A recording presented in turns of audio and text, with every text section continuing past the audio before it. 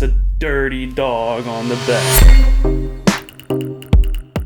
Back when we first got Maya, we used to take her to the groomer like every time that she needed a bath, which was great. You would just take her there, you drop her off, and then like a few hours later you pick her up. She'd be looking fresh, smelling fresh, all that good stuff. But the main problem is that it's like hella expensive, like really expensive to do it that way. Then we switched, we found a pet shop that had like a self-service dog wash. They just paid like $10 and you could use their bath, their shampoo, their towels, their dryers, everything. That was great as well. However, it still adds up, you know, like $10 every time she needs a bath. Like we're out a lot, we're in the forest, we're getting muddy, we're getting dirty. We can't do that all the time. And that was up until like a few months ago. And then we discovered the hack of just doing it ourselves at home. And that saves so much money. And I find Maya's a lot more comfortable if we just do it at home. We got this new bath, and it's like super high up. I'm not sure if you can see that. It's like super high up, which is great. I don't want to say it traps her in here, but it makes it easier to not get out for her. Breaking the process down into 6 steps was the best way that I found to just like visualize how easy it actually is to just do it yourself. Oh, that's a fluffy dog. I like to put a towel down right here. I've got really bad knees, so that extra cushion really helps. I'm gonna be here for a while. Plus, Maya also likes to protest by putting her whole head over the side here, which usually gets the entire floor soaking wet. So it's kind of like a double purpose. This is the shampoo that we're currently using. It's our favorite one that we've had so far, lavender scent. Maya also loves it. Maya used to hate bath time. Like, she still doesn't love it, but she used to like hate it. This stuff really helps with that. I don't know if it's the lavender or what it is, but it seems like it really calms her down, almost to the point where she's like falling asleep while I'm giving her a bath, which is perfect. Blow dryer, any type of blow dryer will do, or any type of device that blows air. I'm just guessing that everybody has a blow dryer.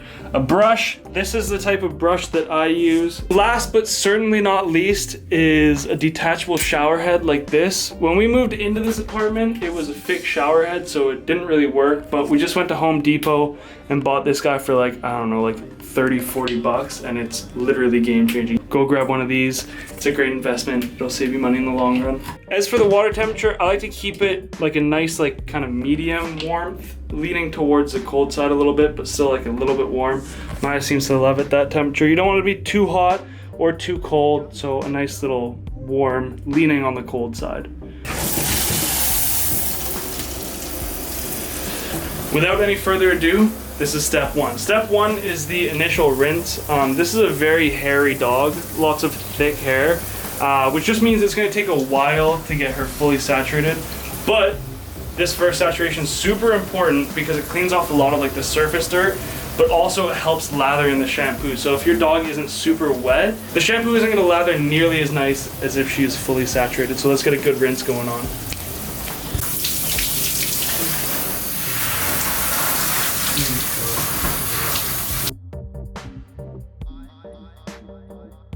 It's time for step 2, the shampoo.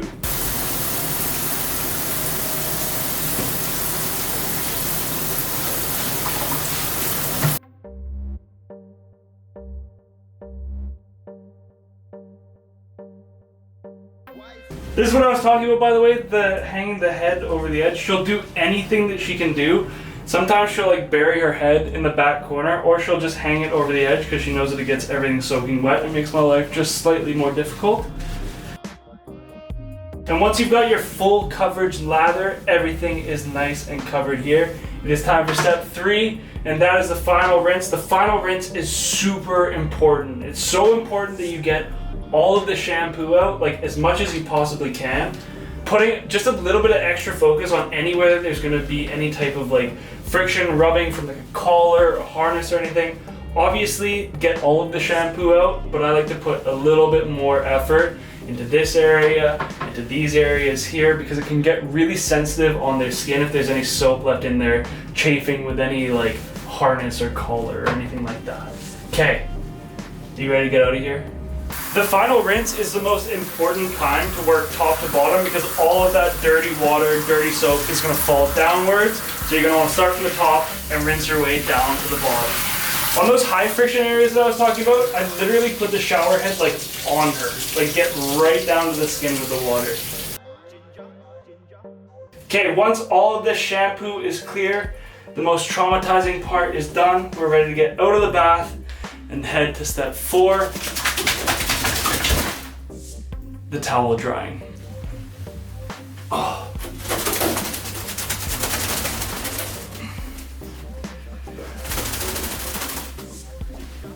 Hey!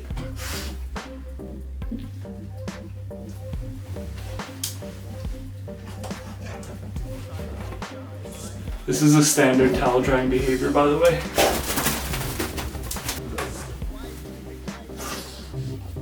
Oh my god, it's so wet in here! Good girl. Paw. The goal of the towel dry isn't to get your dog completely dry, it's just to like take that main surface water and the majority of the water off. You still want them to be a little bit wet when you're brushing them. It just makes it a little bit easier. Plus, if you haven't been able to tell, this is Maya's all-time favorite part of the entire dog washing process. It's the most aggressive, non-stop pet that you ever have, huh? Yeah, good girl. Okay, step 5. It's time for the brush. The brush is a bit of a lengthy process, and don't rush your way through it, because this is arguably one of the most important parts about the entire grooming process. Maya, along with most other Goldendoodles, are famous for getting these crazy mats, especially in the winter years when she's got her winter coat and we don't get as many haircuts. We get really matted bellies, really matted paws, all of that. And the brush takes out all those mats, so when we do go back and we get our hair cut next time, we won't have a bunch of bald spots from them shaving out all of the mats. So take your time, make sure it's done right, don't rush through it. You'll thank yourself in the future, and your little doggy will thank you in the future too, because I'm sure the mats aren't super comfortable for them either.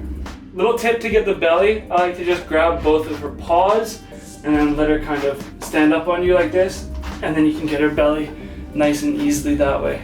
Hey, this is not food. Up, up, Maya. Shake that one off. Step 6, the blow dry. The blow dry is good for a couple of reasons. Number 1, it gets rid of all that remaining moisture that we didn't get with the towel dry, which is great because no matter how clean your dog is, a wet dog is still a wet dog, and we didn't just clean you for nothing. And number 2, it fluffs her right up, even more than she's fluffed up right now, which is great because that just means that she's extra soft and fluffy. And who doesn't want to be extra soft and fluffy, huh?